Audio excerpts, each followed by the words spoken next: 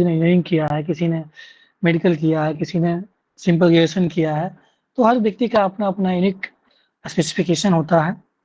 तो अब मान लीजिए एक जो बेसिक प्रश्न आता है, why do you want to come या why do you want to join civil services? क्यों जॉइन करना चाहते हैं?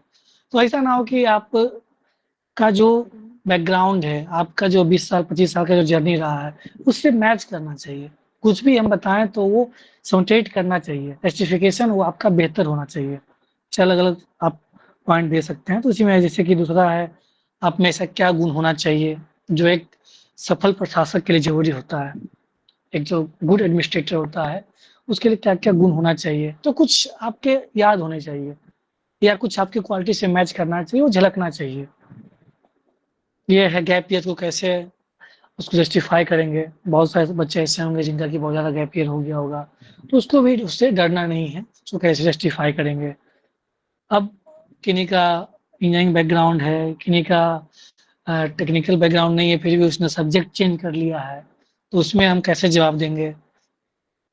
अब इंजीनियरिंग का क्या एडमिनिस्ट्रेशन में यूज़ है? या आप मान लीजिए कोई पॉलिटिकल एडमिनिस्ट्रेशन लिए हैं, पीएसआईआर लिए हुए हैं, उसका क्या एडमिनिस्ट्रेशन में यूज़ है? किसी का सोशियोलॉजी है, उसका एडमिनिस्ट्रेशन में क्या यूज़ है? आप कैसे यूज़ कर सकते हैं? आप एसडीएम आपको प्रभार दिया जाता है, आप उसको कैसे हैंडल करते हैं, उसको कैसे इस्तेमाल कर सकते हैं?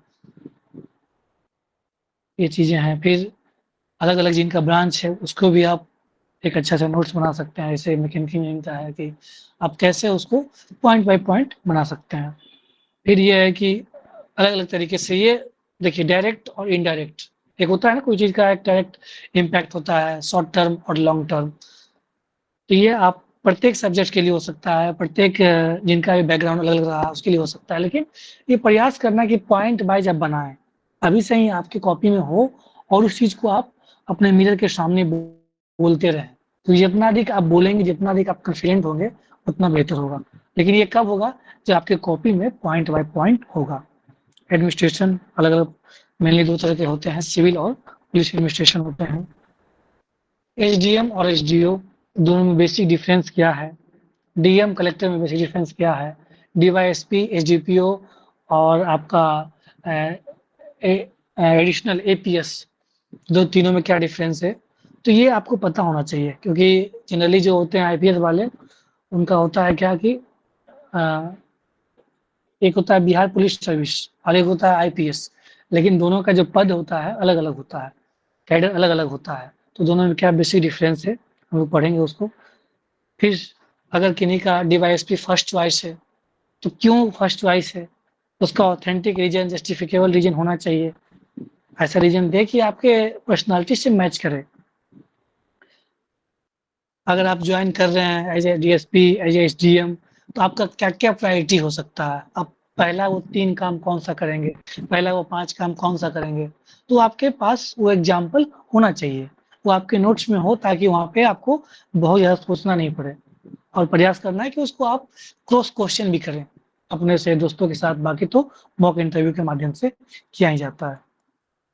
जैसे ये आलोक राज एक तत्कालीन डीजीपी रहे थे बिहार के, तो उन्हें दिया था ये शिक्षा के बारे में बताया था, कि समय होना चाहिए, सार्थक होना चाहिए। तो ये आप इम्प्लीमेंट कर सकते हैं ना कि सिर्फ़ पुलिस सर्विस में, या आप एडमिनिस्ट्रेटिव सर्विस में भी यूज़ कर सकते हैं।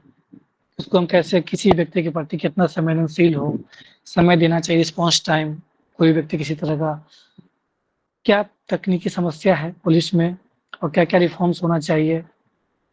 इसके अलावा क्रिमिनल जस्टिस सिस्टम के बारे में पढ़ेंगे। तो ये कुछ-कुछ चीज़ें हैं जो बेसिक चीज़ें हैं, लेकिन बार-बार इंटरव्यू में पूछा जाता है, तो ऐसा ना हो कि ये इसका संभावित प्रश्न है, ये ऐसा आ सकता है और पता चला कि आप बेहतर तरीके से आंसर नहीं दे पाए। आपके पाले में गेंद आने के बावजूद भी आप अच्छे से शॉट नहीं खेल पाए। तो ये सब ध्यान रखना है कि हम पॉइंट वाइज़ अपना आंसर बना लेंगे। जो हम बता रहे हैं, ये आपसे डिफरेंट हो सकता है, लेकिन ये पैटर्न होना चाहिए कि आपका पॉइंट हो। एक पॉइंट ये हो, point number 1, point number 2, point number 3 इस तरह का आपके पास होना चाहिए। अब हर एक व्यक्ति के कुछ अलग डिफ़र कर सकता है, लेकिन जो मान लीजिए अनएम्प्लॉयड है, तो अनएम्प्लॉयड है उसके लिए तो जॉब सिक्योरिटी बहुत महत्वपूर्ण है। लेकिन वो पता चला कि वो 4 पॉइंट बता दिए, बट उन्होंने जॉब सिक्योरिटी का चर्चा ही नहीं किया। या आप ऑनर की बात नहीं कर रहे हैं या प्रेस्टीज। ऑफ कोर्स जब आप सिविल सर्विस ज्वाइन करते हैं तो एक बेहतर आपको प्रेस्टीज मिलता है अपनी सोसाइटी में, ये फैक्टफुल बात है, तो उसको आप इग्नोर नहीं कर सकते हैं, डिनाई नहीं कर सकते हैं। तो ऐसा हो कि आंसर थोड़ा-सा ऑथेंटिक भी हो और साथ-साथ ऐसा लगे कि हाँ, नहीं इट कैन बी प्रैक्टिकल हो, थोड़ा-सा प्रैग्मैटिक हो, ये ध्यान रखना है जब भी आंसर दें तो, फैक्टफुल हो, टैक्टफुल हो। ठीक है, तो हम लोग देखते हैं एक-एक करके। तो ये कॉपी किन्हीं को इसमें क्लियर है, ये जो 8 कॉपी मैंने बताया है, होपफुली जो मेंस लिखे हैं और जिनका लग रहा है कि होगा तो वो ज़रूर तैयार करें, और अभी तो हमेशा काम देगा ही देगा। इसलिए इंटरव्यू के लिए ये अच्छे से तैयारी ज़रूर करेंगे। 8 कॉपी को एक बार फिर से बता दें पहले। हाँ, देखिए, पहला आपका डेफ है। डेफ में क्या होता है, हमारा जो पर्सनल क्वेश्चनायर है, जनरली नाम नहीं पूछते हैं, नाम, कास्ट और होम डिस्ट्रिक्ट नहीं पूछा जाता है। लेकिन जब आप अपना एजुकेशनल क्वालिफिकेशन बताएँगे कि मैंने 10th यहाँ से किया, 12th यहाँ से किया, ग्रेजुएशन यहाँ से किया। जब 10th बता रहे हैं तो 10th में मान लीजिए आपका स्कूल का नाम के साथ-साथ उस प्लेस का नाम भी आ सकता है, कॉलेज में भी प्लेस का नाम आ सकता है। तो प्लेस आपको पता होना चाहिए उस प्लेस के बारे में। सपोज़ करिए कि मान लीजिए सिवान है, दरभंगा है, तो आपके बारे में पता होना चाहिए कि वहाँ क्या फ़ेमस है, क्या फ़ेमस नहीं है। पटना सिवान में क्या बेसिक डिफरेंस है, पटना से तुलना की जाएगी क्योंकि पटना राजधानी है। तो ये डेफ में है कि आपका होम डिस्ट्रिक्ट के बारे में और साथ-साथ 10th, 12th, ग्रेजुएशन और थोड़ा बहुत डिस्ट्रिक्ट के बारे में और एक पटना के बारे में। डिस्ट्रिक्ट इनका होम डिस्ट्रिक्ट पटना के अलावा कहीं और है, तो वो पटना भी पढ़ेंगे और साथ-साथ अपना होम डिस्ट्रिक्ट भी ज़रूर तैयार करेंगे। अब तैयार करने का क्या मतलब होता है, अब डिस्ट्रिक्ट के बारे में क्या तैयार करना है? अरे पॉलिटिकल हो जाएगा, पहला नंबर पॉलिटिकल, उनका क्या स्ट्रक्चर है, वहाँ कितने सब डिवीज़न हैं, कितने ब्लॉक्स हैं, और उसके बाद वहाँ कितने पंचायत हैं, उसके अलावा नगर निगम है कि नगर पंचायत है या नगर परिषद है, ये क्या है, एडमिनिस्ट्रेटिव स्ट्रक्चर है, पॉलिटिकल स्ट्रक्चर है। उसके अलावा वहाँ कितने कंस्टिट्यूएंसी है, लेजिस्लेटिव कंस्टिट्यूएंसी कितना है, पार्लियामेंट्री कंस्टिट्यूएंसी कितना है, ये सब अवेयर होना चाहिए। पता चला कि आप उस जिले से बिलोंग करते हैं, आपको पता ही नहीं कि उस जिले में कितने कंस्टिट्यूएंसी है। जैसे मैं पूछूं कि कोई सिवान से है यहाँ पे, एनीवन, कोई सिवान से है, कोई कैंडिडेट, या चलिए शेखपुरा से हैं। सर मैं हाँ बताइए, सिवान से, कितने लेकिन लेजिस्लेटिव कुछ जानते कंस्टिट्यूएंसी है? सर, लेकिन कुछ जानते नहीं हम सिवान के बारे में। आपका होम टाउन कहाँ है? मतलब है तो सिवान सर, लेकिन मैं कभी सिवान रही ही नहीं हूँ। देखिए यही तो तैयार करना है ना। आप सिवान से मतलब सिवान आपका होम टाउन है और आपको रहे नहीं उससे मतलब नहीं है, लेकिन मान लीजिए आपकी 10th कहाँ से हुई है? सर मेरा सब 10th आप, कुछ कानपुर से है, मतलब बर्थ और अच्छा सब अच्छा, कानपुर से।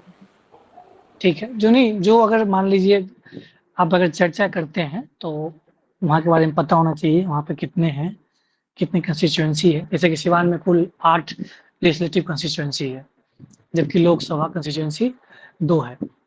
तो ये जो भी जिस जिले से बिलोंग कर रहे हैं उनको पता होना चाहिए पॉलिटिकल स्ट्रक्चर क्या है, एडमिनिस्ट्रेटिव स्ट्रक्चर क्या है, और साथ साथ वहाँ का कल्चरल क्या है, थोड़ा सा कौन कौन सा फेमस फेस्टिवल्स है या कोई लोकल सॉन्ग है, डांस है, तो जानकारी रखेंगे। ये आपका डेफ के बारे में हो गया। उसी तरीके से हॉबीज, आपका क्या इंटरेस्ट है, हॉबी इंटरेस्ट में डिफरेंस होता है, क्या डिफरेंस है? अगर आपकी सर हॉबी, हाँ क्वेश्चन पूछना चाहूंगे पर्सनल बताइए। डिटेल्स में। हाँ सर, पर्सनल डिटेल्स हाँ में जब मैं बोलना चाहूँ तो नाम के अलावा primary education plus 10th plus 2 सब कुछ अलग अलग से हुआ हो और कॉलेज, तो क्या सबको बताना जरूरी है? नहीं, सबको नहीं बताना है, आपको 10th 12th ग्रेजुएशन, जिनका पीजी है पीजी बता सकते हैं, या छिपाना है छिपा लीजिए, कोई इशू नहीं है। जिनका जॉब में है तो जॉब के बारे में बताएंगे, लेकिन शॉर्ट मैंने तो बताया था कि इंट्रोडक्शन का भी तरीका होता है, एक होता है कि शॉर्ट इंट्रोडक्शन होता है, एक होता है लॉन्ग इंट्रोडक्शन होता है। अब वो इंटरव्यूअर लॉन्ग सुनना चाह रहे हैं, शॉर्ट सुनना चाह रहे हैं, वो आपके ऊपर है, लेकिन एटलीस्ट जो आप जैसे जनरली बिहार के इंटरव्यू में क्या होता है कि बिना नाम और जाति का उद्भेदन किए हुए बताना होता है। तो आप लोग क्या करते हैं, यहाँ पे शुरू करते हैं डायरेक्ट 10th से 12th से, 10th 12th ग्रेजुएशन ओरिएंटली क्या कर रहे हैं, अगर कोई जॉब में है तो जॉब का चर्चा करेगा, नहीं तो कोई शॉर्ट टर्म गोल बताएगा। कोई बता सकता है कि मैं 2 बार मेंस लिखा हूँ, इंटरव्यू दिया हूँ, वो बता सकते हैं। तो ये 4-5 लाइन में अपना शॉर्ट इंट्रो देना है, लॉन्ग है तो आप 100 से बता सकते हैं, लेकिन समान तौर पे 10th 12th ग्रेजुएशन बताना है। ये आपका डेफ के तो बारे ये में। हॉबीज, इंटरव्यू का टाइम का बताते हैं क्या कि शॉर्ट?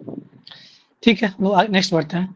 हॉबीज और इंटरेस्ट में क्या डिफरेंस है, आपका ये हॉबी क्यों है, आप उसको एडमिनिस्ट्रेशन में कैसे यूज कर सकते हैं, उनसे फेमस अगर कोई किन्हीं का सिंगिंग सॉन्ग है तो आपके फेवरेट कौन सा सिंगर है, वगैरह वगैरह जितने भी प्रश्न हो सकते हैं, संभावित प्रश्न, पॉसिबल क्वेश्चंस, उसको जरूर तैयार करें। अगर समझ नहीं आए तो हम लोग से या ग्रुप में कहीं भी आप मतलब, लेकिन उससे क्वेश्चन रेज करें और साथ साथ पॉइंट वाइज आंसर बनाएं और एक कॉपी में मेंशन करें।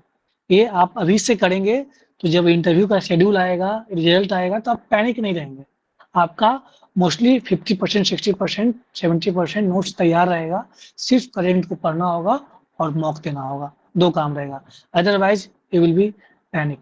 तो वो चीज़ से बचना है तो अभी से ही तैयार करके रखेंगे। इनका सब्जेक्ट्स ग्रेजुएशन सब्जेक्ट है, पीजी सब्जेक्ट्स है, जो बेसिक चीज़ें हैं। इन्हीं का इंजीनियरिंग बैकग्राउंड है, पढ़े हुए 4 साल 6 साल हो गया है। अब वो क्या कर रहे हैं कि तैयारी नहीं की है, लेकिन जो बेसिक है वो पता होना चाहिए। अब किसी का मैकेनिकल है तो मशीन क्या है, मान लीजिए जो मैकेनिकल इंजीनियरिंग का जो डिवाइस होता है, चाहे वो हीटर है, का फ्रिज है, वॉशिंग मशीन है, मैकेनिकल डिवाइस, तो क्या किस प्रिंसिपल पे वर्क करता है, रॉकेट है, तो ये सब बेसिक चीज़ें पता होना चाहिए जो हमारे घर में देखते हैं एप्लीकेशंस।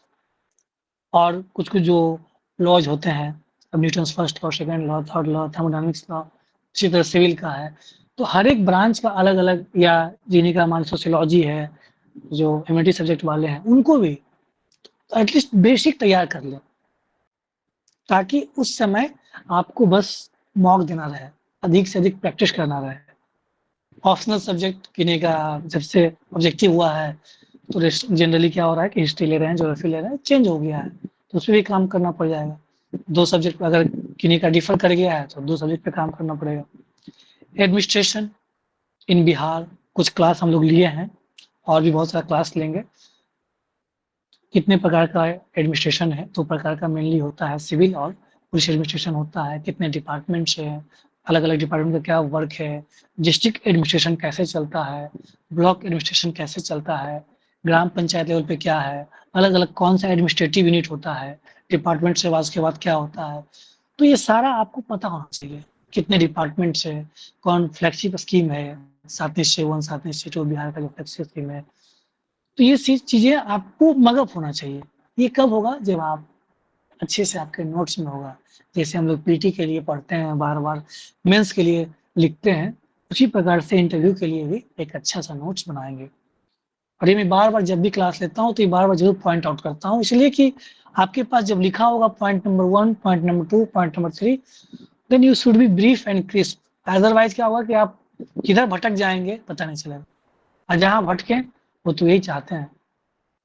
तो ये नहीं होना, ये नहीं करना है। करंट अफेयर्स में भी पोस्ट प्रेफरेंस हम लोग वो भी देखेंगे। पोस्ट प्रेफरेंस में इससे पहले कई क्लास भी लिए हैं हम लोग, फिर से भी लेंगे। हमारा जितने पोस्ट प्रेफरेंस है 27, उसका क्या-क्या काम है, क्या वर्क फंक्शन है, पता होना चाहिए। वो अगर आपको पूरा पता है तो कैसे चलता है एडमिनिस्ट्रेशन आप बेहतर तरीके से जान पाएँगे। जब आप जान पाएँ तो आपको प्रश्न किसी तरह का आता है कि आपको एसडीएम बना दिया गया, डीवाईएसपी बना दिया गया, सब रजिस्ट्रार बना दिया गया, बीडीओ बना दिया गया, सीओ बना दिया गया, आरओ बना दिया गया, then how will you handle? अगर आप उसके वर्क के बारे में पता है, वर्क प्रोफाइल क्या है, फंक्शन क्या है, तो ऑटोमेटिकली आप एक बेहतर आंसर दे पाएँगे। वो आपका प्रैग्मैटिक आंसर हो पाएगा। तो इसलिए मैं बार-बार ये पॉइंट आउट कर रहा हूँ कि नहीं, आप ज़रूर नोट्स बनाएँ, कॉपी बनाएँ। बिहार जो स्टैटिक पढ़े हैं पीटी में, मेंस में, वही है। बस करंट तो पैसा क्लास लेते रहते हैं, बाकी न्यूज़पेपर क्लास हम भी लेते हैं, तो उससे भी कर लेना है। जॉब रिलेटेड किन्हीं का जॉब से संबंधित है, तो भी कर सकते हैं। क्लियर है? रुपेश जी आगे बढ़ें।